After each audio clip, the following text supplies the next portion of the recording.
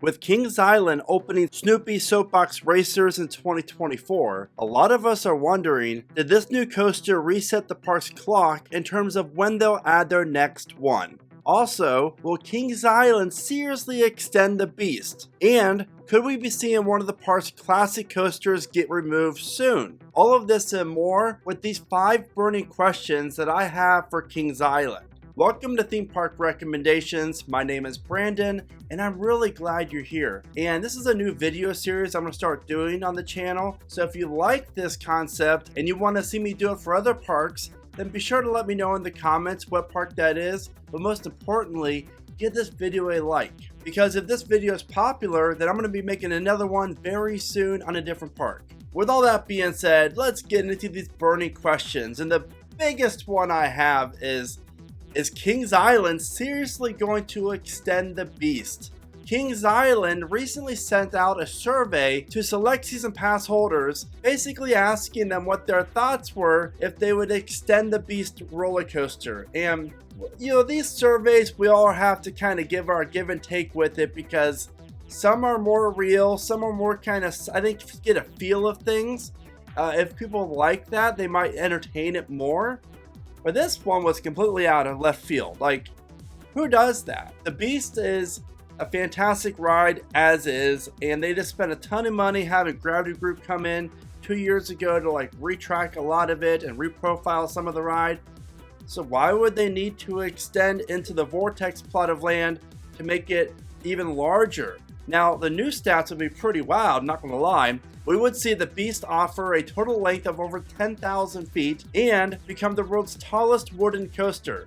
Now, we already know how Kings Island did with that back in 2000 with Son of Beast. Let's not go down that pathway again and ruin potentially the Beast as it is. And with this extension, we would see them add another lift hill, again, that dropping 184 feet with a top speed of 74 miles an hour. Now, I would typically be okay with this under normal circumstances, but the Vortex plot of land is destined for hopefully the park's next coaster, and more on that in a few minutes. But I really feel like extending the Beast is not going to bring in as many people as a brand new coaster would in this plot of land. But here's my biggest complaint about this. The biggest reason why the Beast is such a great coaster is the mystery that surrounds it. Like, what happens in the woods? How big is it? Where does it go? What does it do? Because from inside the park, all you see is a turnaround, the lift hill, and the brake run. So adding this ginormous lift hill in front of the Beast would block the whole view of the woods. I just don't like it. I'm not feeling it. I do not think that this is actually ever going to see the light of day, which is good. But it definitely is completely out there, left field. And for my thoughts, I don't like it. Now for the next question. How much longer does the Bat have? And the Bat's a classic aero suspended coaster that opened up the park in 1993, and I feel like since this coaster is kind of tucked away from the rest of the park and never really has a long line, I mean, heck, it's not even a part of the fast lane, skip the line add-on for the park. I feel like there's only 5 aero suspended coasters left in operation, and the Bat's arguably the best one, so I would hate to see it get removed. But it wouldn't surprise me, because you're looking at a massive plot of land that Kings Island could redevelop this area of Action Zone into something much larger, including a roller coaster or maybe 2. You know, there's a lot of different things the park could do with this area. And the Bat, it just doesn't bring in a lot of people. Now, on the flip side of that, it's hardly ever down, and it does not cost much to operate and maintain, so that's a huge positive for this ride. So I don't think it's going to get removed in the next couple years, but by 2030, will the Bat be around? That's the biggest question, because let's face it, the next coaster to get removed from Kings Island is either going to be the Bat or Vertigo, which brings me to my next one. And this question might rub some people the wrong way. Will we see Kings Island ever renovate the front entrance? Now, a lot of people like the current front entrance, and I get it, I understand. I do like kind of how it kind of blocks the view of I Street as you walk into the park. And then once you walk out from underneath the entrance, you are blessed with this magical view of International Street, the fountains, Eiffel Tower, and the coasters off in the distance. I get that. It is absolutely beautiful. but when you're walking up to it, it kind of looks old, outdated, and I'm just gonna say it, it looks ugly in my opinion. So I would not mind seeing a brand new entrance, maybe more like Carowinds or Cedar Point, or maybe a whole new different style. Something like that I think would do well for Kings Island. It would really kind of clean up the sight lines of the park when you're walking into it. And I think there'll be more benefits to this than more negatives. Again, my opinion. So that's question number 3. Will Kings Island ever completely redo their entrance? I mean, they never use that restaurant up there. I wish they did. They do it for like special occasions, but without it really ever being in operation, I just don't really feel the need to keep this giant entrance building when Kings Island can easily remove it and make way for one that offers better capacity and better crowd flow. Now, before I get to my final 2 burning questions for Kings Island, if you're in need for some cool coaster merch, check out keepridingcoasters.com. I design all my own coaster merch, and it's affordable and yet comfortable, and I really do love seeing everyone wear my merch out in the parks, and I greatly appreciate it. Check out keepridingcoasters.com. Now for the next question.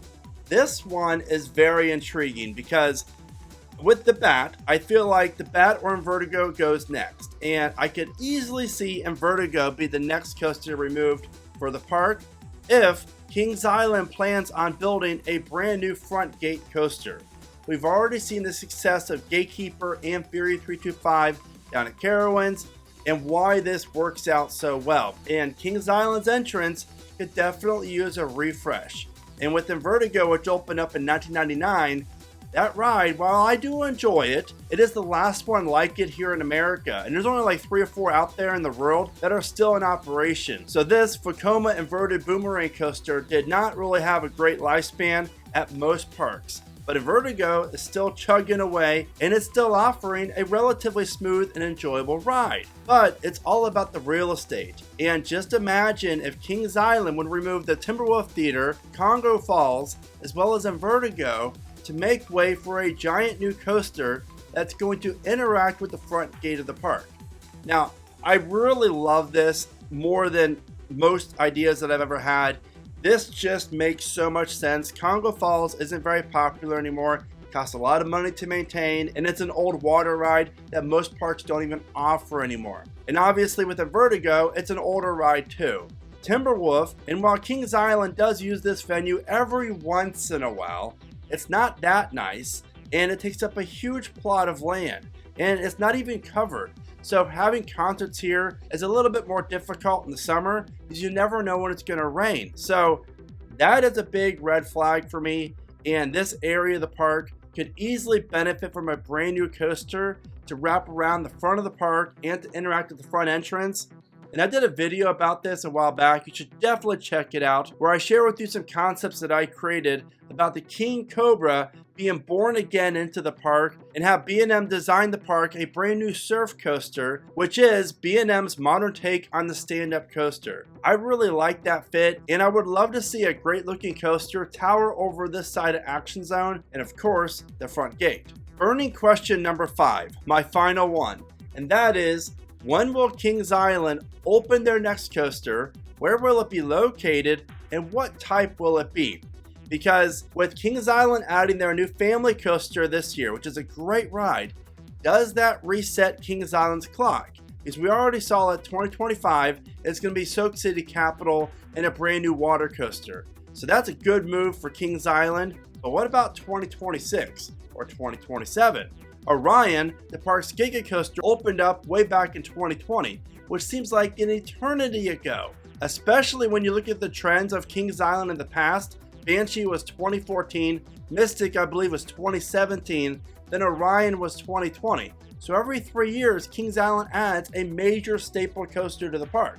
Well, again, it's been since 2020. So is it time for us to be concerned about Kings Island's coaster growth over the next few years? And no, I don't think so at all. I really feel like 2026 will be Kings Island's year. I do not see Cedar Point and Kings Island building a new coaster the same year. I think Cedar Point's new coaster will be 2027 and Kings Island's will be 2026.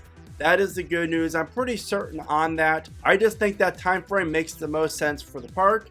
And Kings Island has a lot of plot of lands that are just sitting there waiting for a new coaster. And I don't think they're going to let us wait that much longer. That is why I predict that Kings Island's next coaster, of course, is going to open up on the Vortex plot of land, and it's not going to be the Beast extended layout.